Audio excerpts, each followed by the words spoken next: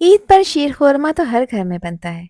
लेकिन क्या आपके साथ ऐसा होता है कि कभी सेवइयां बिल्कुल खुल जाती हैं, कभी दूध फट जाता है या पानी जैसा रह जाता है, और कभी शीर खुरमे का टेस्ट उतना रिच और क्रीमी नहीं बनता जितना हम चाहते हैं।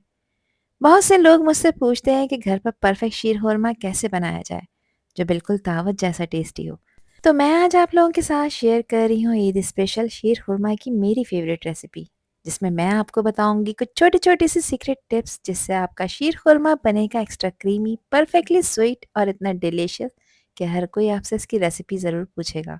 ईद की सुबह गेस्ट को अगर आप कुछ सर्व करना चाहते हैं तो ये शीर खुरमा उन्हें ज़रूर इम्प्रेस करेगा। तो चलें फिर शुरू करते हैं इसको बनाना।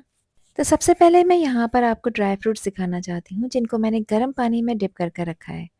इसमें लिए हैं मैंने 20 से 25 पिस्ते, 10 से 12 काजू लिए हैं, इसके अलावा 10 से 12 हैं यहाँ पर छुहारे, 10 से 12 ही मैंने बादाम का इस्तेमाल किया है, और 1/4 कप मैंने किशमिश के दाने भी लिए हैं।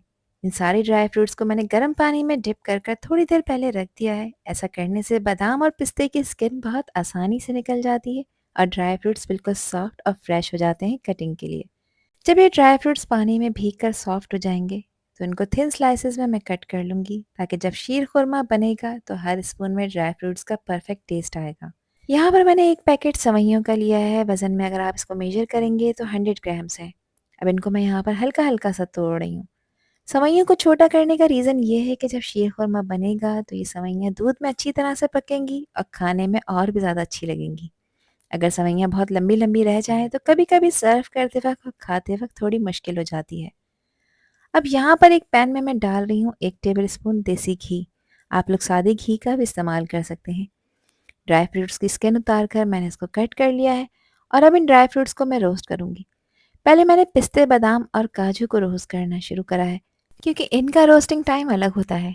गैस का फ्लेम बिल्कुल लो है, लो फ्लेम पे ही आपने ड्राई फ्रूट्स को रोस्ट करना है, वरना ये जल जाएंगे। तो तकरीबन 30 से 40 मिनट के लिए मैं इनको बिल्कुल लो फ्लेम पे लगातार चलाते हुए रोस्ट करूँगी, और अब इसमें मैंने ऐड करे हैं यहाँ पर छुहारे, जिसको मैंने बारीक कट कर लिया है। साथ ही मैंने किशमिश को भी पानी में से निकाल कर अच्छी तरह से ड्राई करने के बाद इसमें शामिल कर दिया है। इन दोनों चीज़ों को कुछ सेकंड्स के लिए इनके साथ रोस्ट कर लेंगे। अच्छा, किशमिश और छुहारे बहुत जल्दी रोस्ट हो जाते हैं तो इनको आपने बाद में डालना है। जब ये सारे ड्राई फ्रूट्स रोस्ट हो जाएं तो अलहदा से एक प्लेट में निकाल लें। अब अगेन उसी पैन में मैंने 1 टेबल स्पून देसी घी डाला है, और अब इसमें मैं सेवइयों को रोस्ट करूँगी। और इस वक्त गैस का फ्लेम आपने लो मीडियम की तरफ रखना है। रोस्ट करने से सेवइयों का कलर थोड़ा सा गोल्डन हो जाता है और इसकी खुशबू बहुत ही कमाल की हो जाती है। ये स्टेप शीर खुरमे के टेस्ट के लिए बहुत इंपॉर्टेंट होता है, क्योंकि जब सेवइयाँ घी में रोस्ट होती हैं तो इसका फ्लेवर और भी ज़्यादा रिच और मज़ेदार हो जाता है। बस कंटिन्यूसली इसको हल्का हल्का सा चलाते रहेंगे ताकि सेवइयाँ जले नहीं और इवनली रोस्ट हो जाएं।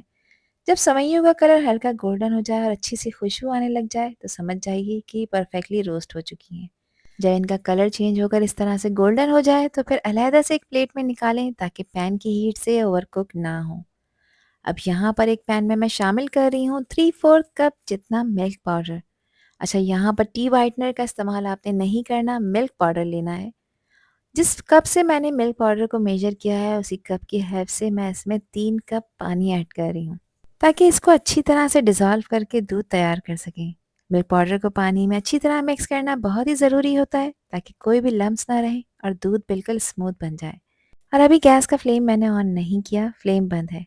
अब इसको मैं अच्छी तरह से मिक्स कर रही हूँ ताकि मिल्क पाउडर कम्प्लीटली पानी में डिज़ोल्व हो जाए और हमें क्रीमी मिल्क मिक्सर मिल जाए। ये दूध जब सेवइयों के साथ पकेगा तो शीर खुरमे का टेस्ट और भी ज़्यादा रिच और क्रीमी हो जाएगा। अब यहाँ पर मैंने लिया है 1.5 लीटर फुल क्रीम मिल्क। मैंने टेट्रा पैक यूज़ किया है, आप लोग चाहें जो खुला दूध होता है उसे भी इस्तेमाल कर सकते हैं। बस मिल्क आपका अच्छी क्वालिटी का होना चाहिए। और अब मैं इस दूध को मीडियम फ्लेम पर पकाऊंगी। साथ साथ मैं इसको चलाती भी रहूंगी ताकि दूध नीचे से लगे नहीं। बॉईल करने से दूध थोड़ा सा रिड्यूस भी होता है और शीर खुरमे का टेक्सचर और भी ज़्यादा रिच और क्रीमी बन जाता है। इसलिए इस स्टेप पर थोड़ा सा पेशेंस रखें और दूध को अच्छी तरह से उबाल लें। यहाँ पर इसमें बॉयल आ चुका है, इसको मैंने तकरीबन 5 मिनट के लिए बॉयल किया था, ताकि जब ये सेवइयाँ इसमें मैं ऐड करूँ तो शीर खुरमे का टेस्ट बिल्कुल परफेक्ट आए। अब इसमें अच्छी खुशबू और इसके फ्लेवर को एनहांस करने के लिए 4 सब्ज़ इलायचियों के बीज मैंने इसमें डाले हैं और इनको हावन दस्ते में डालकर कूट लिया है। इससे इसका फ्लेवर और इसकी खुशबू दोनों ही एनहांस होती हैं।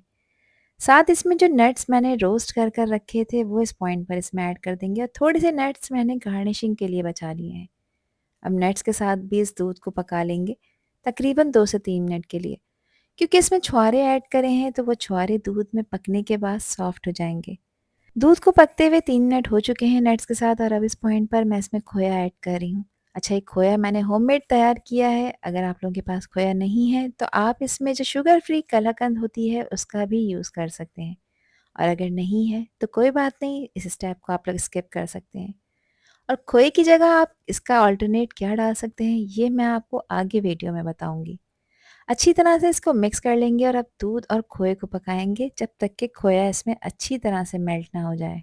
इसको आपने लगातार चलाते रहना है ताकि अच्छी तरह से डिज़ोल्व हो जाए और कोई लम्स ना रहे। खोया ऐड करने से शीर खुरमे का कलर और भी ज़्यादा क्रीमी और रिच हो जाता है और इसका फ्लेवर बिल्कुल ट्रेडिशनल ईद वाला बन जाता है। यहाँ पर खोया मेल्ट हो चुका है और अब इस पॉइंट पर मैं इसमें रोस्ट हुई हुई सवैयाँ ऐड कर रही हूँ। और जब आप दूध में सवैयाँ डालेंगे तो ध्यान रखें कि मीडियम फ्लेम पर ही आपने इसको पकाना है और साथ-साथ इसको हल्का-हल्का सा चलाते भी रहना है, ताकि सवैयाँ नीचे से लगी नहीं और इवनली कुक हो जाएँ। सवैयाँ थोड़ी-सी कुक होने के बाद दूध को एब्ज़ॉर्ब कर लेती हैं और शीर खुरमे का टेक्सचर परफेक्टली थिक और क्रीमी होने लगता है। इस स्टेप के बाद शीर खुरमे का असली फ्लेवर और कंसिस्टेंसी शुरू होती है, इसलिए सवैयों को अच्छी तरह से दूध में पकने देना बहुत ही ज़रूरी होता है।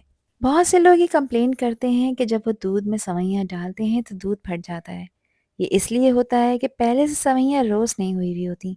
अगर सवैयाँ सही से रोस्ट ना हुई भी हों तो दूध में डालते ही ये सॉफ्ट हो जाती हैं और दूध फट सकता है।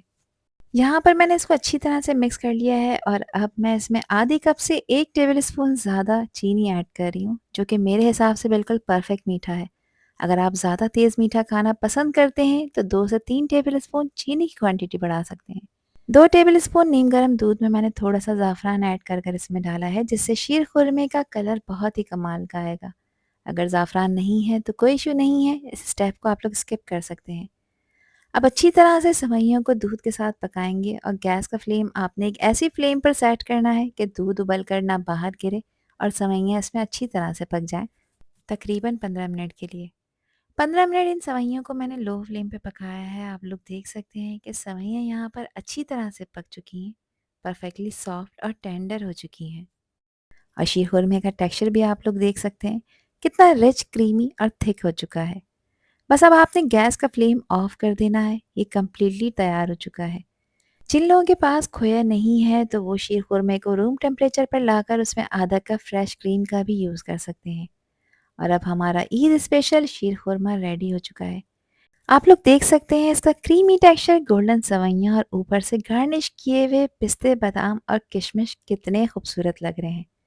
इस शीर खुरमे को आप गर्म या ठंडा दोनों तरह से सर्व कर सकते हैं और इसका टेस्ट बिल्कुल रिच, ट्रेडिशनल और फेस्टिव है, जैसे दावत और ईद स्पेशल मोमेंट्स के लिए परफेक्टली बनाया गया हो। तो आप भी इसे ज़रूर ट्राई करें, अपनी फैमिली और फ्रेंड्स के साथ ईद की मिठास का मज़ा लें। और मुझे कमेंट सेक्शन में लाजमी बताएं कि ये रेसिपी और वीडियो आप लोगों को कैसी लगी। आई होप कि ये वीडियो आप लोगों को पसंद आई होगी। पसंद आई हो तो कमेंट सेक्शन में अपना प्यारा सा फीडबैक मुझे लाजमी शेयर करिएगा, और चैनल पर न्यू हैं तो चैनल को भी ज़रूर सब्सक्राइब कर दीजिएगा। आपसे फिर मिलूंगी इंशाल्लाह एक न्यू वीडियो में एक न्यू रेसिपी के साथ। जब तक हादिया को दीजिए इजाज़त। अल्लाह हाफिज़, अल्लाह निगहबान।